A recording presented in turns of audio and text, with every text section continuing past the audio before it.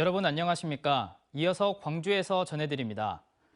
광주시와 전라남도가 광주 군공항과 민간공항 통합 이전에 적극 협력하기로 합의했습니다. 가장 핵심인 민간공항 이전 시기를 오는 2025년 개통되는 호남 고속철도 2단계에 맞춰 무안국제공항으로 이전하겠다고 밝혔는데요. 다만 군공항 이전에 의미 있는 진전이 있어야 한다는 단서를 담았습니다. 김영찬 기자가 보도합니다. 광주 군공항 이전이 먼저냐 민간공항 이전이 먼저냐 이를 놓고 7개월 만에 마주 앉은 강기정 광주시장과 김용록 전남지사. 2시간의 비공개 회의 끝에 양 시도지사는 공동 합의문을 발표했습니다. 합의된 내용은 모두 5가지입니다.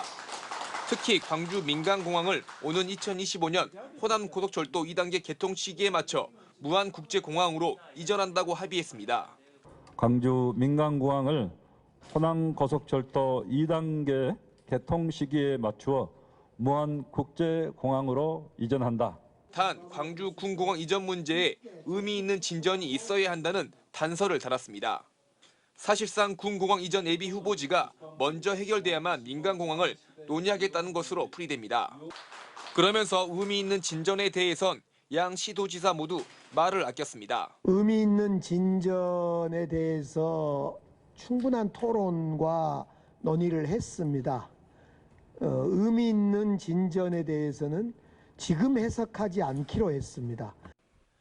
그동안 광주시와 전남도는 군공항 이전의 핵심인 민간공항 이전을 놓고 갈등을 벌였습니다. 광주시는 군공항 이전이 먼저 해결돼야 한다는 입장인 반면 전남도는 민간공항 이전이 우선이라는 입장을 고수해 왔습니다. 첨예한 갈등 속에 결국 광주시가 한 발짝 물러선 모양새입니다.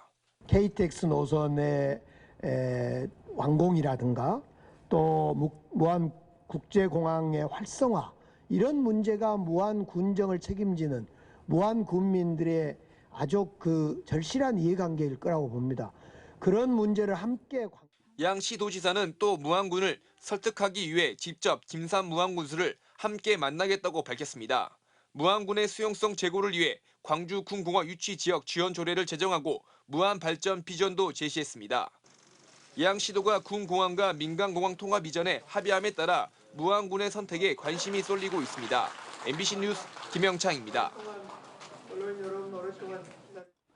최근 고령화와 추워진 날씨의 영향으로 사망자 수가 늘면서 수도권에서는 화장대란이 벌어지고 있는데요. 고령화율이 높은 전남 역시 예외는 아닙니다. 화장장 부족으로 3일차에 발인하지 못하는 4일장은 이제 흔한 풍경이 되고 있습니다. 서일령 기자가 취재했습니다. 목포의 한 화장장. 화장 순서를 기다리는 유족들로 대기실이 북적입니다. 6기를 운영하는 이 화장장은 최근 늘어난 화장 수요에 예비 화로까지 가동을 시작했습니다. 인접, 화순이나 담양, 나주까지 같이 다 화장을 진행해줘야 되는데 그건 못하니까 목포로 오고. 화장대기가 길어지면서 유족들은 불가피하게 4일장을 치르고 있습니다. 보건복지부가 운영하는 화장 예약 서비스입니다. 목포의 경우에도 3일차까지는 모두 예약이 완료돼 다른 시군으로 원정 화장을 가지 않는다면 4일장을 치를 수밖에 없습니다. 100% 오시면 한 3분 정도는 4일장 한다고 보시면 될 거예요. 10월달부터 조금 너무 많이 좀 돌아가시니까. 최근 사망자 10명 가운데 9명은 화장을 선택할 만큼 화장 비율은 높아진 상황. 하지만 전국적으로 화장장이 부족해 3일차에 화장을 치르는 사례는 63.8%에 그치고 있습니다. 고령화로 사망자가 느는 데다 화장 시설까지 부족하면서 화장 대란이 일어난 겁니다. 목포의 경우 화장장 운영 방식이 이 같은 대란을 부추기고 있다는 목소리도 나오고 있습니다. 광주 전남 지역에 있는 6곳의 화장장 가운데 유일하게 관외 예약에 제약을 두고 있지 않기 때문입니다. 안내 사람을 먼저 우선으로 잡게끔 시스템이 돼 있어요. 목포가 이제 그렇게 안 하고 목포로 오는 경우가 허다해요. 고령화로 늘어나는 사망자를 현재 화장시설만으로는 감당하기 역부족인 상황.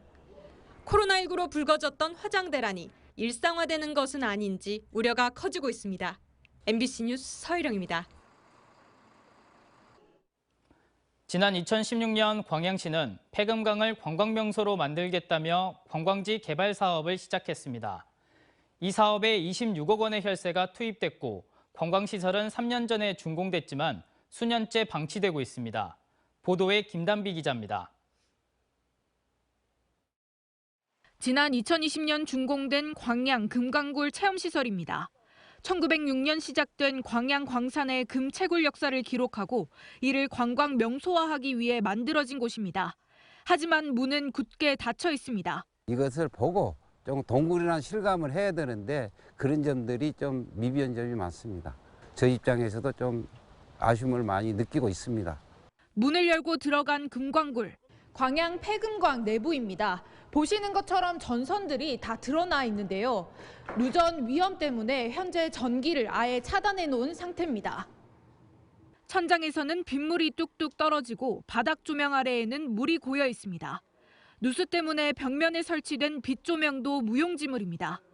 이렇다 보니 이 시설은 준공만 했을 뿐 3년이 넘게 개관조차 못했습니다. 금광굴 체험시설과 함께 지어진 카페도 사실상 폐업 상태입니다. 어떻게 보면 충분히 예견할 수 있는 문제였거든요. 누수, 누전 이런 것들은요. 그런데 거기에 대한 대책을 생각하지 못하고 사업을 했기 때문에. 광양시가 점동마을 금광부지의 역사성을 살리겠다며 추진해놓고 실패한 관광 명소화 사업. 국비 등 26억 원을 들여 만든 곳에 광양시는 보강공사를 명목으로 또 혈세를 투입할 계획입니다. MBC 뉴스 김단비입니다. 내년부터 주거 취약계층에 대한 주거급여 지원이 확대됩니다. 광주시는 주거 취약계층의 부담을 줄이기 위해 내년부터 주거급여 지원 대상을 중위소득 47% 이하에서 48% 이하로 완화하고 임차 가구의 급여는 평균 6.9% 이상에 지원한다고 밝혔습니다. 광주시는 올해 6만 2천여 가구에 1,017억 원의 주거급여를 지원했습니다. 일제 강제동원 피해자들의 인권 회복에 힘썼던 고 이금주 회장의 일대기를 담은 평전 어디에도 없는 나라 출판기념회가 열렸습니다.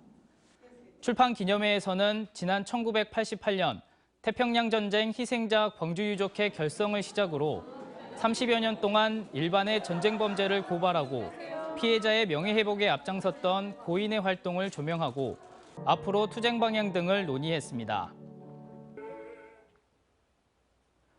목포 해양경찰서는 전남 서부 지역에 마약류를 공급한 총책인 30대 불법 체류 외국인을 검거해 구속했습니다. 이 남성은 광주와 대구 등 건설 현장에서 노동자로 생활을 해오다 검거됐으며 720만 원 상당의 마약류가 가방에서 발견된 것으로 알려졌습니다. 또 지난해 5월 마약 매매로 검거된 불법 체류 외국인에게 엑스터시 200정을 공급한 것으로 드러났습니다.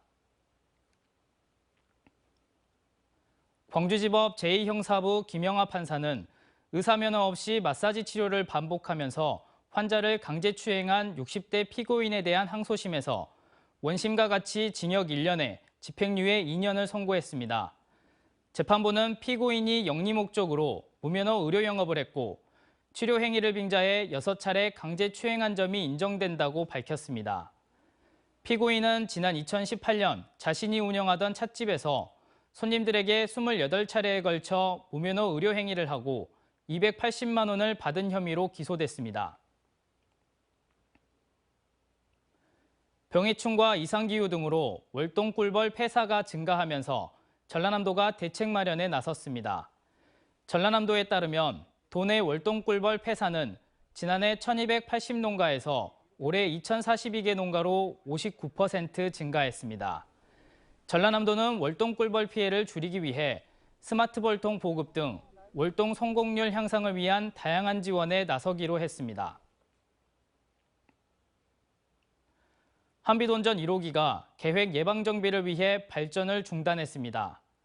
한빛 원자력본부에 따르면 한빛 1호기가 계획 예방 정비를 위해 오늘 오전 10시부터 가동을 멈췄습니다. 정비 기간에는 원전연료 교체와 전열관 검사 등 설비의 종합적인 안정성과 건정성을 점검하게 됩니다. 한빛 1호기는 정비가 끝나는 내년 12월쯤 발전을 재개할 예정입니다. 언제 어디서나 내 손 안의 뉴스. 광주 MBC 뉴스 유튜브 구독으로 함께하세요.